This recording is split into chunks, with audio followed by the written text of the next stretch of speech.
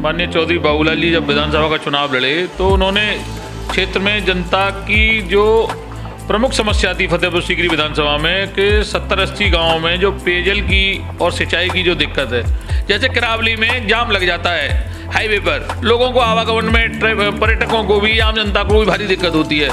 तो आदरणीय चौधरी बाबूलाल जी चूँकि सांसद रहे हैं, भारत सरकार में उनके संबंध है।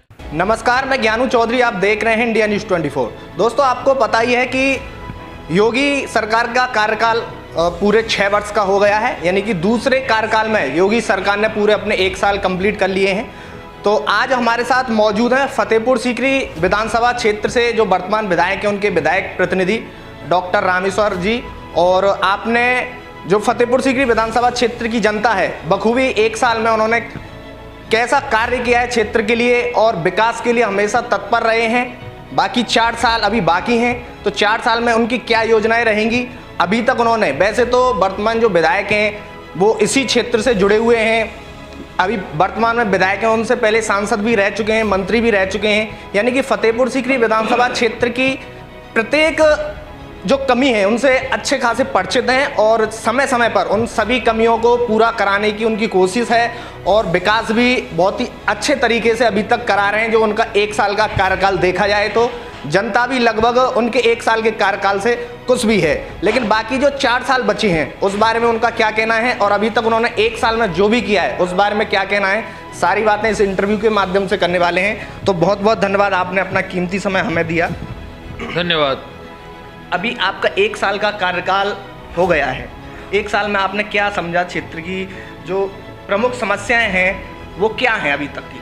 देखिए, क्षेत्र में जिस तरीके से माननीय चौधरी बाबूलाल जी जब विधानसभा का चुनाव लड़े तो उन्होंने क्षेत्र में जनता की जो प्रमुख समस्या थी फतेहपुर सीकरी विधानसभा में कि 70-80 गाँव में जो पेयजल की और सिंचाई की जो दिक्कत है, उसके लिए तो 70-80 गाँवों के लिए सिंचाई की कोई व्यवस्था नहीं है और उन गाँवों के लिए माननीय विधायक जी ने जनता के बीच में वादा किया और वादा करने के साथ ही साथ उन्होंने आदरणीय मुख्यमंत्री केशव मौर्य जी आए थे, डिप्टी सीएम, उनके सामने भी उन्होंने ये डिमांड रखी थी चुनाव के समय, मुख्यमंत्री जी के सामने भी रखी थी कि इस तरीके से मेरे क्षेत्र की जो जनता है उसके लिए सिंचाई के लिए कोई साधन नहीं है, एक नहर निकलवाई जाए जिससे इन लोगों की रोजी रोटी ठीक से चल पाए, खेती किसानी ये कर पाएँ, क्योंकि 450 से नीचे उनका वाटर लेवल जा चुका है।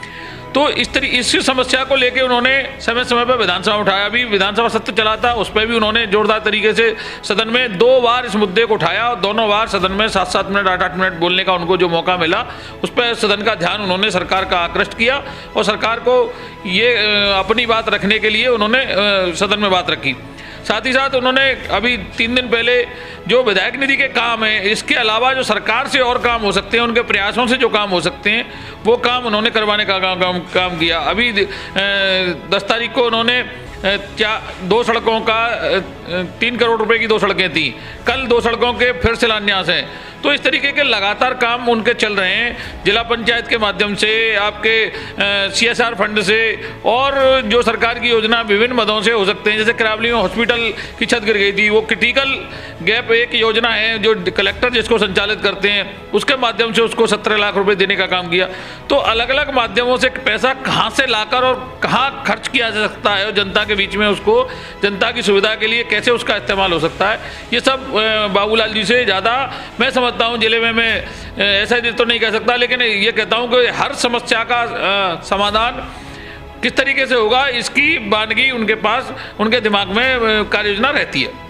जैसे कि हमने देखा कि वर्तमान में राज्य में भी बीजेपी की सरकार है, केंद्र में भी बीजेपी की सरकार है और फतेहपुर सीकरी विधानसभा से वर्तमान में आप बीजेपी पार्टी से भी विधायक हैं, तो यानी कि तालमेल काफ़ी अच्छा है।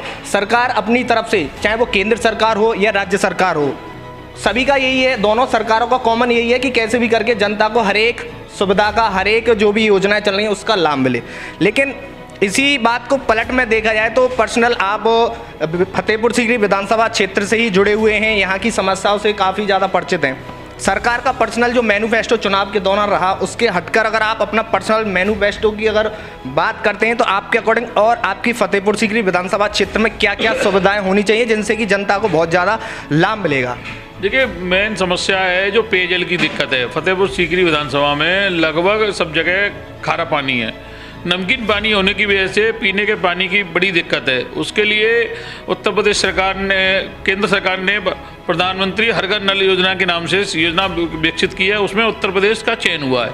लेकिन आगरा में भी एजेंसी तय हो गई, लेकिन एजेंसी आगरा में आई और एजेंसी ने देखा कि यहाँ वाटर लेवल खारी है और 450 से नीचे है। चूँकि जो जिस तरीके की योजना है उस योजना के अंतर्गत 10 साल तक संबंधित एजेंसी जो भी ठेकेदार होगा उसको 10 साल तक उस योजना को मेंटेनेंस करके रखना होगा। तो ऐसी स्थिति में वो आगरा में योजना, आगरा, मथुरा और फिरोजाबाद ये ज़िले उस योजना से अछूत रह गए, क्योंकि यहाँ ये ज़्यादा खारे पानी के क्षेत्र के हैं। तो भारत सरकार ने इन जिलों को दोबारा दूसरी योजना में चयनित किया। अब इनको गंगा जल की योजना लाया जा रहा है। गंगा जल एटा के माध्यम से, नहर के माध्यम से लाया जाएगा और वहाँ नीचे टैंक बनाए जाएंगे और पानी लिफ्ट करके फिर टंकियों में चढ़ेगा, फिर उसके बाद ग्रामीण लोगों को उसकी सप्लाई दी जाएगी। एक लंबी योजना है, उस पर सरकार काम करने का काम कर रही है। लेकिन साथ ही साथ जिस तरीके से जो तात्कालिक रूप से या आने वाले समय में जो दिक्कतें हो सकती हैं उनका समाधान कैसे हो, जैसे किरावली में जाम लग जाता है हाईवे पर, लोगों को आवागमन में, पर्यटकों को भी, आम जनता को भी भारी दिक्कत होती है। तो आदरणीय चौधरी बाबूलाल जी चूँकि सांसद रहे हैं भारत सरकार में, उनके संबंध में, तो वो आदरणीय गडकरी जी से मिले। गडकरी जी से उन्होंने निवेदन किया कि साहब आपने इतने पुल बनवाए मेरे कार्यकाल में, सांसद के कार्यकाल में लगभग 28 पुल उनके कार्यकाल में बने। तो उन्होंने कहा एक पुल और दे दीजिए मुझे। तो उन्होंने एट ए टाइम उसकी स्वीकृति दे दी और यूपी हेड जो NHAI का जो बड़ा अधिकारी बैठता है उसको उनको टेलीफोन करके कहा कि मेरे मित्र हैं, इनकी इस तरीके की परेशानी, इसको समझिए और इसका समाधान करके इसका एस्टीमेट बनाकर भेजिए और इसको काम करवाइए। तो इस तरीके की योजनाएं, जैसे अभी इस साल आलू की स्थिति ज़्यादा दयनीय हो रही है, तो उस पर माननीय चौधरी बाबूलाल जी ने उत्तर प्रदेश के आदरणीय मुख्यमंत्री योगी आदित्यनाथ जी को चिट्ठी लिखी। भारत सरकार के कृषि मंत्री हैं, उनको भी चिट्ठी लिखी।